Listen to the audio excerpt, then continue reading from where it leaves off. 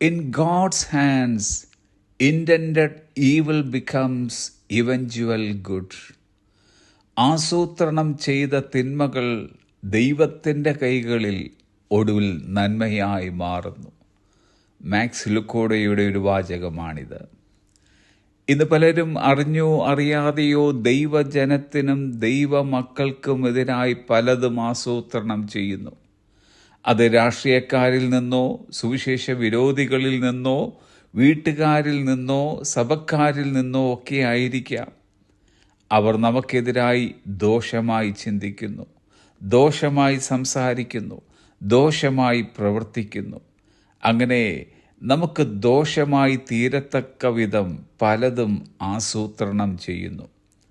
എന്നാൽ തിന്മയ്ക്ക് പകരം തിന്മ ചെയ്യാതെ കാര്യങ്ങൾ നാം ദൈവത്തിൻ്റെ കരങ്ങളിൽ ഏൽപ്പിക്കുമ്പോൾ തൻ്റെ മക്കളോട് ദൈവത്തിന് പറയുവാനുള്ളത്, ഇന്ന് തിന്മയായി വരുന്ന കാര്യങ്ങൾ ഒടുവിൽ നന്മയായി മാറിയിരിക്കും.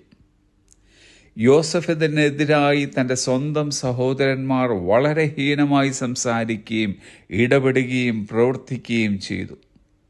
ദൈവം യോസഫിനോടുകൂടി ഉണ്ടായിരുന്നത് കൊണ്ട് തൻ്റെ ജീവിതത്തിൽ വന്ന് ഭവിച്ചതെല്ലാം ദൈവം നന്മയ്ക്കായിട്ട് തീർത്തു. യോസഫ് തൻ്റെ സഹോദരന്മാരോട് പറഞ്ഞത്, ഉൽപ്പത്തി പുസ്തകം 50-20 നിങ്ങൾ എൻ്റെ നേരെ ദോഷം വിചാരിച്ചു, ദൈവമോ ഇന്നുള്ളതുപോലെ ബഹുജനത്തിന് ജീവരക്ഷ വരുത്തേണ്ടതിന് അതിനെ ഗുണമാക്കി തീർത്തു. നാം ന്യായമായി ജീവിക്കുന്നിടത്തോളം കാലം ഒന്നും നമുക്ക് ദോഷമായി ഭവിക്കുകയില്ല.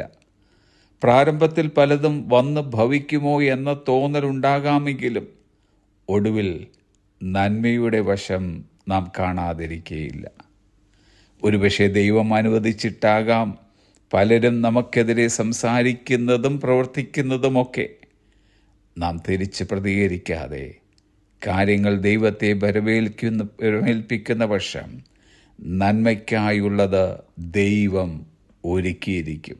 തിരുവചനം പറയുന്നു, റോമർക്കെഴുതിയ ലേഖനം 8-28 എന്നാൽ ദൈവത്തെ സ്നേഹിക്കുന്നവർക്ക്, നിർണയപ്രകാരം വിളിക്കപ്പെട്ടവർക്ക് തന്നെ സകലവും നന്മയ്ക്കായി കൂടി വ്യാപരിക്കുന്നു.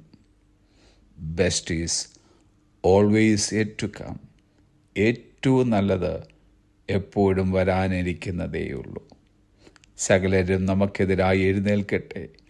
ദോഷമായി ഭവിക്കുവാൻ തിന്മകളുടെ ശരങ്ങൾ നമുക്ക് നേരെ തൊടുത്തുവിടട്ടെ.